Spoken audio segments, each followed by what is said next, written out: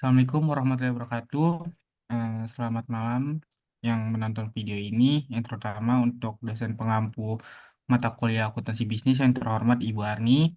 Izinkan kami kelompok 4 mempresentasikan hasil kerja kelompok kami, yaitu The Balance Scorecard pada PT Astra International Tbk.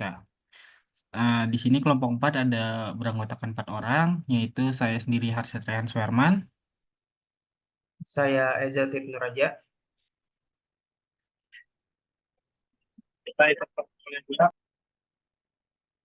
Saya Muhammad Kahfi.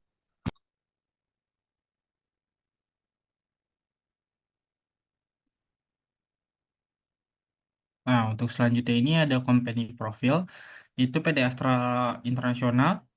Dia salah satu perusahaan terbesar di Indonesia yang bergerak di berbagai sektor industri, termasuk otomotif, alat berat, agribisnis, teknologi informasi, infrastruktur, dan berbagai sektor lainnya.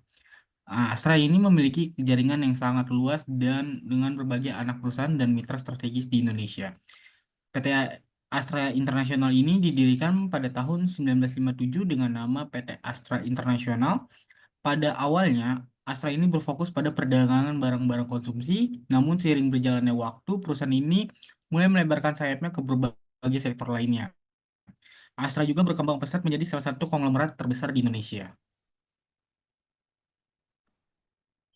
Oke, selanjutnya ada visi dan misi dari PT Astra Internasional. Visinya itu menjadi perusahaan yang memiliki tanggung jawab sosial dan berkontribusi dalam meningkatkan kesejahteraan bangsa melalui pengelolaan perusahaan yang unggul dan berkelanjutan. Misinya itu mengembangkan bisnis berbasis sinergi yang berkelanjutan dengan prinsip tata kelola perusahaan yang baik. Goals-nya itu mencapai pertumbuhan berkelanjutan dengan menciptakan nilai tambah bagi semua pemangku kepentingan. Selanjutnya itu ada strategi MAP. Strategi MAP ini terdiri dari 4 perspektif, yaitu yang pertama financial perspektif, customer perspektif, internal business proses perspektif, dan learning and growth perspektif. Sebenarnya strategi MAP ini acuannya berasal dari The Balanced Scorecard PT Astra yang akan dijelaskan lebih lanjut pada slide berikutnya. Pertama kita mulai dari perspektif yang paling bawah, yaitu learning and growth perspektif, yang menjadi fondasi perusahaan. Pada perspektif ini, perusahaan melakukan pelatihan dan pengembangan kompetensi karyawan untuk meningkatkan manajemen kinerja. Selain itu, hal ini juga mendorong inovasi dan kreativitas.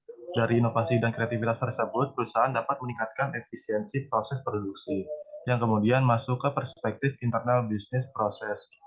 Peningkatan efisiensi ini membantu menyempurnakan proses produksi. Selain itu, pelatihan dan pengembangan kompetensi karyawan juga dapat membantu karyawan mengoptimalkan penggunaan teknologi, sehingga dapat meningkatkan kualitas manufaktur dan proses produksi, termasuk di bidang properti. Pada titik ini, terdapat meeting point, yaitu penyempurnaan proses produksi. Dengan proses produksi yang semakin sempurna, perusahaan dapat lebih baik dalam memenuhi kebutuhan pelanggan. Hal ini membawa kita ke perspektif ketiga, yaitu customer perspektif. Dari perspektif customer, penyempurnaan proses produksi mendukung pemenuhan kebutuhan pelanggan. Akibatnya, kepuasan pelanggan meningkat. Dengan meningkatnya kepuasan pelanggan, perusahaan dapat mempertahankan pangsa pasar atau market share. Selanjutnya, yang terakhir itu ada financial perspective. Di perspektif ini, perusahaan dapat meningkatkan efisiensi biaya, yang pada akhirnya meningkatkan nilai perusahaan serta laba atau pendapatan perusahaan. Keseluruhan elemen dalam strategi MOP ini saling berkaitan, dimulai dari fondasi yaitu learning, dan kemudian berkelanjutan di internal business proses, dan lalu ke customer perspective, hingga akhirnya mencapai puncaknya yaitu financial perspective, yang bertujuan untuk meningkatkan laba perusahaan. Oke, selanjutnya. Selanjutnya financial perspektif. Ada strategi objektifnya tentunya meningkatkan besar laba dan pendapatan, misalnya pertumbuhan pendapatan dan margin laba. Inisiatifnya melakukan identifikasi portfolio dan ekspansi geografis.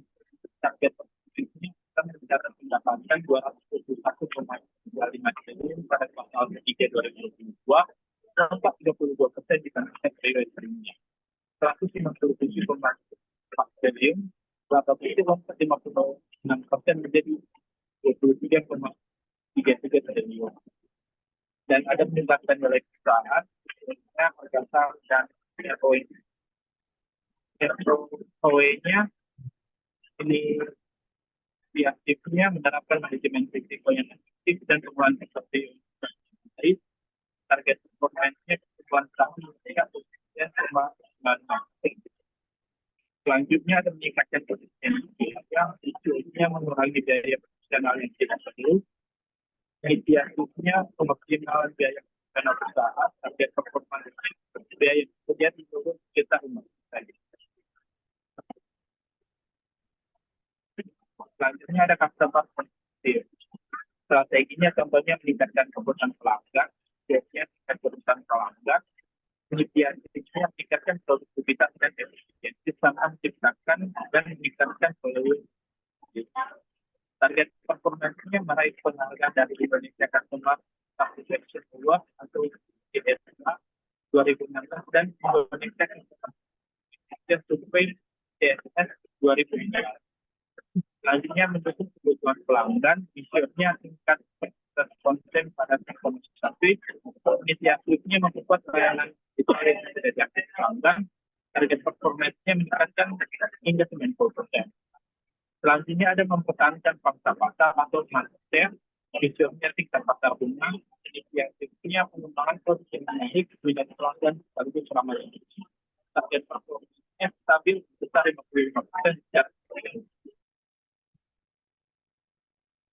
Selanjutnya ada internal business process, strategic objektif, mengoptimalkan penggunaan teknologi dalam proses produksi dan menyempurnakan proses produksi. Misiorisnya ada adanya meningkatkan penggunaan teknologi atau sistem informasi SAP dalam seluruh kegiatan produksi dan tercapainya standar operasi nasional dan internasional. Selanjutnya ada inisiatif menyusun dan mengembangkan rencana pemulihan bencana untuk memastikan ketersediaan dan pemulihan SAP dalam proses produksi. Mengelola infrastruktur teknis untuk mendukung sistem SAP seperti server, jaringan, dan komponen teknis lainnya, serta bertanggung jawab atas instalasi, konfigurasi, dan pemeliharaan basis data SAP dalam kegiatan produksi. Dan perbaikan sarana dan prasarana produksi, penyempurnaan prosedur kerja produksi, standarisasi beberapa SOP plan, menawarkan produk yang berkualitas guna meningkatkan nilai pelanggan, menciptakan kualitas produk dan jasa dalam rangka memenuhi harapan pelanggan. Selanjutnya ada target performance yang meningkatkan hingga 80% dan pasar yang stabil sebesar 55% dan meningkatkan 23% laba bersih. Selanjutnya ada learning and growth. Ada strategic objektif, measure, inisiatif, dan target performance. Yang pertama, meningkatkan pelatihan dan pengembangan kompetensi karyawan. Jumlah karyawan yang mengikuti pelatihan per tahun, presentasi keberhasilan karyawan yang menyelesaikan pelatihan dan pengembangan kompetensi. Mengembangkan program pelatihan yang komprehensif berdasarkan kebutuhan karyawan. Meningkatkan aksesibilitas pelatihan online dan sumber belajar mandiri. Meningkatkan jumlah karyawan mengikuti APP mencapai 89%. Meningkatkan tingkat keberhasilan karyawan dalam menyelesaikan pelatihan mencapai 90%. Mendorong inovasi dan kreativitas karyawan. Jumlah ide yang diusulkan dan diimplementasikan dapat dampak inovasi terhadap kinerja perusahaan. Membuat platform atau mekanisme untuk mengumpulkan ide-ide karyawan. Mendorong kolaborasi lintas departemen untuk menghasilkan ide-ide baru. Meningkatkan jumlah ide yang diimplementasikan sebesar 20% dari tahun sebelumnya. Meningkatkan dampak inovasi terhadap kinerja perusahaan sebesar 10%. Meningkatkan manajemen kinerja individu dan tim. Pencapaian sasaran kinerja individu dan tim. Tingkat kepuasan karyawan terhadap proses manajemen kinerja. Menetapkan sasaran kinerja yang terkait dengan tujuan strategis perusahaan. Melakukan evaluasi kinerja yang teratur dan memberikan umpan balik konstruktif. Meningkatkan tingkat pencapaian sasaran kinerja individu dan tim sebesar 10% dari tahun sebelumnya. meningkatkan tingkat kepuasan karyawan terhadap manajemen kinerja menjadi 85%.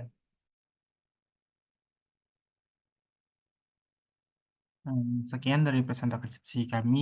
eh, Kurang lebihnya mohon maaf. Wassalamualaikum warahmatullahi Waalaikumsalam wabarakatuh. warahmatullahi wabarakatuh.